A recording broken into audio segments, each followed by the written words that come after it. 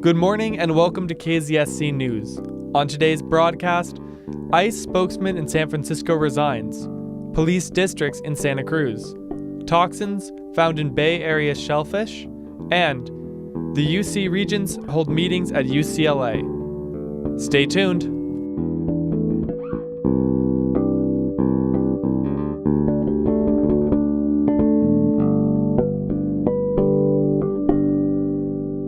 James Schwab, a spokesman for the Immigration and Customs Enforcement in San Francisco, has resigned. Schwab's reasons for leaving his position are tied to his disagreement over the Trump administration's official use of misleading facts in regards to Oakland Mayor Libby Schaaf. Schaaf had previously warned citizens of Oakland and the broader Bay Area of an impending ICE raid via Twitter. Schaaf said she wanted residents to prepare, not panic, and urged people to know their rights, directing them to a legal service agency geared toward Latino immigrants. ICE agents rounded up 232 people, as opposed to the over 1,000 people they were aiming for. President Donald Trump blamed Schaaf for the 864 people that were not captured during the raid. Attorney General Jeff Sessions and acting ICE Director Thomas D. Hoffman backed Trump's claims of the magnitude of Schaaf's involvement in the supposed failure of the raid. In an interview with CNN, Schwab defends Schaaf, stating that ICE never gets 100% of the people they go after during a raid, and to blame her for those out there is completely false. Schwab told the San Francisco Chronicle, "I quit because I didn't want to perpetuate misleading facts. I asked them to change the information. I told them that the information was wrong. They asked me to deflect, and I didn't agree with that. Then I took some time and I quit," Schwab told the San Francisco Chronicle. Schwab's departure is a part of the much larger ongoing conflict between the Trump administration, which has vowed to crack down on illegal immigration, and California, who has pledged to protect immigrant communities.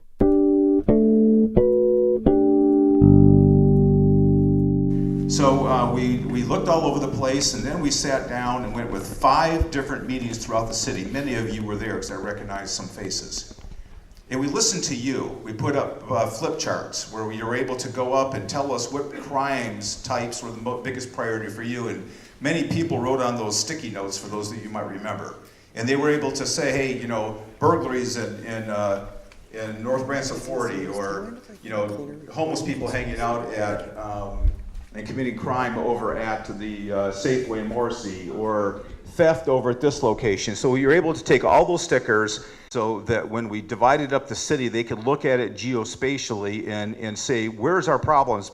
That was Santa Cruz Police Chief Andy Mills speaking at an Upper East Side information session, laying out their new strategy of dividing the city into 5 distinct neighborhoods based on what the people see as the particular problems of their area. One of the things we found real quickly in doing this was the problems on the Upper West Side are completely different than the Lower East Side.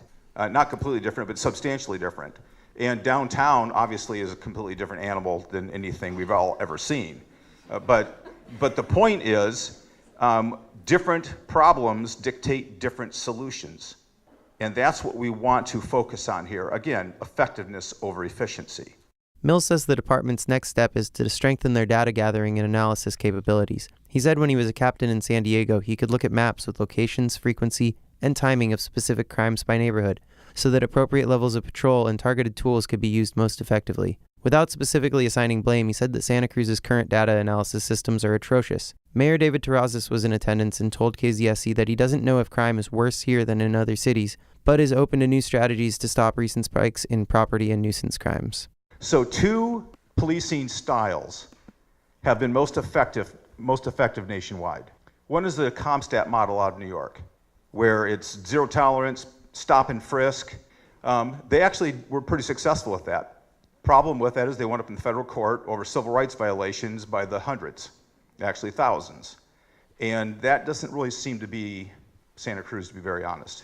The other model was neighborhood policing model, which you see here. And it's been done in many cities with great success, and the crime drop was just about the same as NYPD. When asked what it would cost in both software and hardware to set up such systems in Santa Cruz, Mills simply said, a lot. Rafael Cutella, professor of ocean sciences at University of California, Santa Cruz, and senior author of a study published in the scientific journal Harmful Algae, stated that, quote, "The bay is acting as a big mixing bowl where toxins from both fresh and marine water are found together," end quote. And that, quote, "a big concern is that we don't know what happens if someone is exposed to multiple toxins at the same time," end quote. The study Kudela headed primarily focuses on shellfish within the Bay Area, which, quote, "are monitored for domoic and paralytic shellfish toxins," but within San Francisco Bay, there's no routine for monitoring either toxin. Dinophysis, shellfish toxins, and freshwater microcystins are also present within San Francisco Bay, but not routinely monitored. Acute exposure to any of these toxin groups has severe consequences for marine organisms and humans, but chronic exposure to sublethal doses or synergistic effects from multiple toxins are poorly understood and rarely addressed, end quote. Of the samples collected for the study, the article states that, quote, "at least one toxin was detected in 99% of mussel samples, and all 4 toxins were identified in 37% of the mussels. The presence of these toxins in marine mussels indicates that wildlife and humans who consume them are exposed to toxins at both sublethal and acute levels," end quote. And as such, it's worth noting that the consumption of these mussels and the effects of said consumption are, quote, "unlikely to be documented. These results demonstrate the need for regular monitoring of marine and freshwater toxins in San Francisco Bay, and suggest that co-occurrence of multiple toxins is a potential threat in other ecosystems where freshwater and seawater mix," end quote.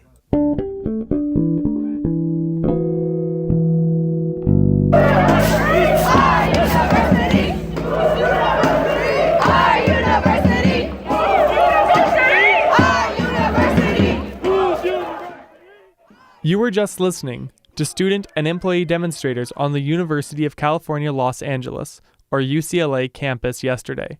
Students, workers, and university employees gathered at the university where the UC Board of Regents and Regents' committees, including the Finance Committee, were meeting.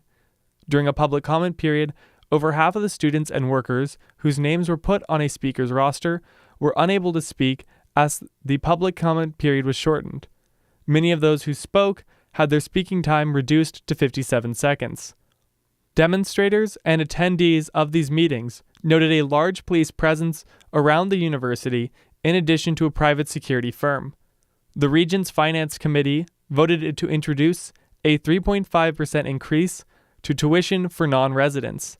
A delegation of 29 UC Santa Cruz and UC Berkeley students went to the event in Los Angeles with the hopes of being heard by the UC Regents and their committees. Aisha Swalem was one of those students. We were there. We just want to hold the Regents accountable. They're increasing tuition, and that money, honestly makes or breaks it for students. And, students already have to, decide, housing or food or, books or food. That we shouldn't have to, prioritize one or the other. We were also there for divestment, divestment from UC divesting from Israel and corporations that help fund Israel. And, we were there for a lot of things.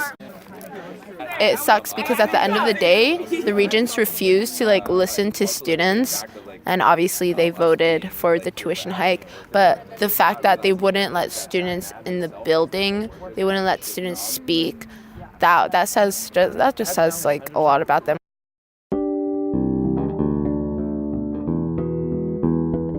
I'm Jordan Penland. I'm Daniel Wutan. I am Brendan Brown. Max Ryan contributed to our story on toxins in Bay Area shellfish. And we'd like to thank students from the delegation to UCLA for providing us with statements. I'm Ty Gehring. Thank you for tuning in to KZSC News.